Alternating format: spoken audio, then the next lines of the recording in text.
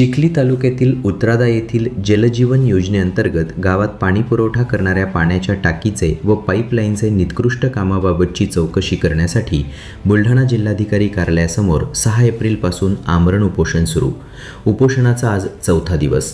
केंद्र सरकारच्या महत्त्वाकांक्षी जलजीवन मिशन अंतर्गत ग्रामीण भागात घराघरात पाणी पोहोचवण्याचं काम सुरू असले तरी बुलढाणा जिल्ह्यातील चिखली तालुक्यातील उत्रादा येथे या योजनेतील विहीर, पाण्याची टाकी आणि जलवाहिनीचं काम अत्यंत निकृष्ट दर्जाचं झाल्याचा आरोप करत 3 सामाजिक कार्यकर्त्यांनी बुलढाणा येथील जिजामाता क्रीडा संकुल परिसरात 6 एप्रिलपासून उपोषण सुरू केले आहे। उत्रादा गावात जलजीवन मिशन अंतर्गत पाणी पुरवठा योजनेचं काम सुरू आहे। मात्र हे काम करताना ठेकेदारानं सर्व नियम धाब्यावर बसून केले आहे। गावासाठी बांधण्यात आलेली पाण्याची टाकी पहिल्याच चाचणीत करू लागली। तसेच विहिरीचं खोलीकरण आणि जलवाहिनी टाकतानाही मोठ्या प्रमाणात तांत्रिक चुका करण्यात आल्या आहेत, असे उपोषणकर्त्यांनी दिलेल्या निवेदनात म्हटले आहे। याबाबत सविस्तर माहिती अशी आहे की बुलढाणा जिल्ह्यातील चिखली तालुक्यातील मौजे उत्रादा येथे जलजीवन मिशन योजनेअंतर्गत बुलढाणा जिल्हा परिषद ग्रामीण पाणी पुरवठा योजना ग्रामीण पाणी पुरवठा उपविभाग चिखली मार्फत उत्रादा गावाजवळ असलेल्या खोऱ्यातील धरणामध्ये उत्रादा गावाला पाणी पुरवठा करणाऱ्या विहिरीचं बांधकाम हे अत्यंत कमी खोलीचं घेण्यात आलेले असून तेथून गावात येणारी पाईपलाईनचं खोदकाम तसेच पाईपाची जुळवणी यामध्ये तफावत असून थातूरमातूर जोडण्यात आलेली आहे। तसेच अंदाजे 50,000 लिटरची क्षमता असलेला 12 मीटर उंच जलकुंभ सिमेंट कॉन्क्रीटद्वारे बांधण्यात आलेली पाण्याची टाकी व त्या पाण्याच्या टाकीमध्ये पाणी टाकून तपासणी केली असता प्रथमतःच पाणी टाकल्यावर सदर पाण्याची टाकी ही झिरपू लागली व त्यातून पाण्याची गळती झाली। पाण्याच्या टाकीमध्ये पाणी टाकल्यानंतरची गळती होत असताना गावातील प्रतिष्ठित व पत्रकार हजर होते। त्यांचं समक्ष पाणी गळती झाली।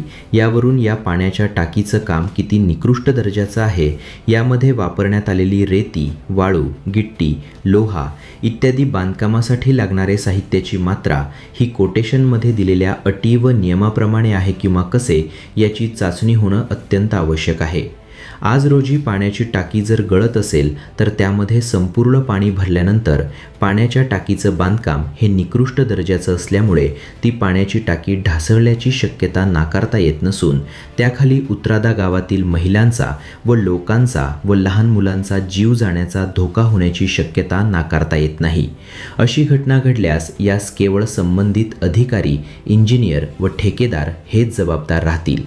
या जलकुंभाचं निकृष्ट दर्जाचं झालेले काम तसेच विहिरीचं संपूर्ण खोलीकरणाचं काम याची क्वालिटी कंट्रोल बांधकाम मंडळ अकोला यांचं मार्फत संपूर्ण कामात वापरण्यात आलेल्या साहित्याची चौकशी करून त्यांचं नाहरकत प्रमाणपत्र घेऊन तर त्या पाण्याच्या टाकीमध्ये पाणी सोडण्यात यावे।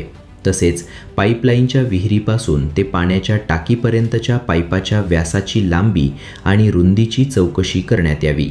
तसेच पाईपलाईनचं खोदकाम करतावेळेस गावात रोड उरकण्यात आले होते, त्या रोडची रिपेरिंगसुद्धा करण्यात आलेली नव्हती। त्या रोडची रिपेरिंग करण्याऐवजी दुसऱ्या योजनेमधून त्या रोडची रिपेरिंग करण्यात आली आहे। तरी सदरील निकृष्ट दर्जाच्या कामाची सखोल चौकशी करण्यात यावी व संबंधित कामात दोषी आढळल्यास ठेकेदारास काळ्या यादीमध्ये टाकून त्याचं संपूर्ण बिल रोखण्यात यावे। कारण बिल दिल्यावर ठेकेदार पळून गेल्यावर यदाकदाचित पाण्याची टाकी पडल्यावर यास जबाबदार कोण राहील? त्यासाठी तक्रारकर्त्यांचं नाहरकत प्रमाणपत्र घेऊन तेव्हाच बिल काढावे।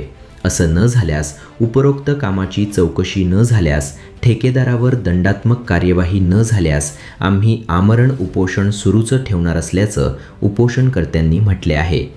मी विशाल मतवर गवळी, राहणार उत्रादा, तालुका चिखली, जिल्हा बुलढाणा येथील रहिवासी असून आमच्या गावामध्ये जल मिशन योजनेअंतर्गत काम करण्यात आले होते, परंतु ते काम सदर एस्टिमेटनुसार नसल्यामुळे त्या कामाची सदर चौकशी व्हावी।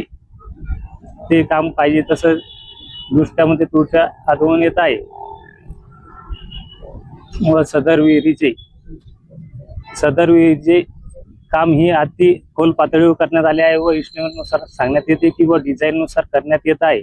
डिझाईन जसे आहे तसेच काम झाले आहे असे सांगण्यात आलेले आहे, परंतु चौकशी केल्या असतात त्याच्यावर कोणतीही अद्यापर्यंत चौकशी केली नाहीये। आम्ही वारंवार निवेदन देऊनही आतापर्यंत प्रशासन कोणतीही कारवाई करण्यात आलेली नाहीये।